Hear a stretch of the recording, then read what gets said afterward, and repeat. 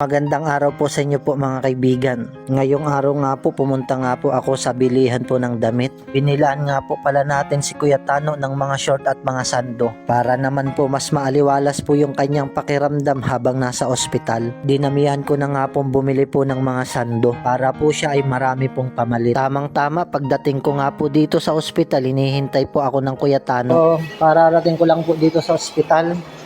Kuya Tano, ito na yung mga prutas na binili ko para sa'yo. Kain ka ng kain ng prutas, Kuya Tano, ah. May apple dito, may orange, tapos mayroong ubas. Ito, pakain mo sa kanya ito, sister, ah.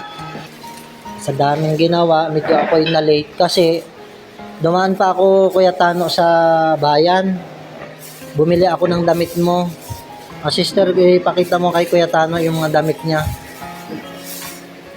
Yan ay bibihisan nyo, ha. Pag pinagpawisan na, papalitan. Tapos may kasamang short ito.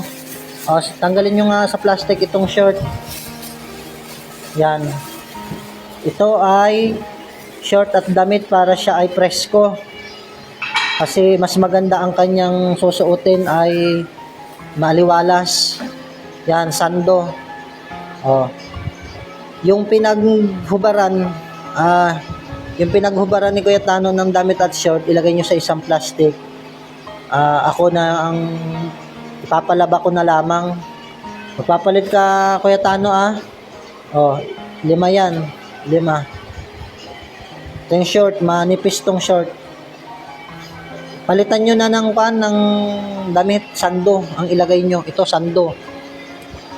Para hindi siya natutuyo ng pawis yan. Saka yung mga pinaghubaran niya ilalagay siya sa isang plastic. Tapos ako nang bahala magpalaba. Basta't maayos yung kanyang damit. Hindi siya natutuyuan ng pawis. Kumain ka ng prutas, ha.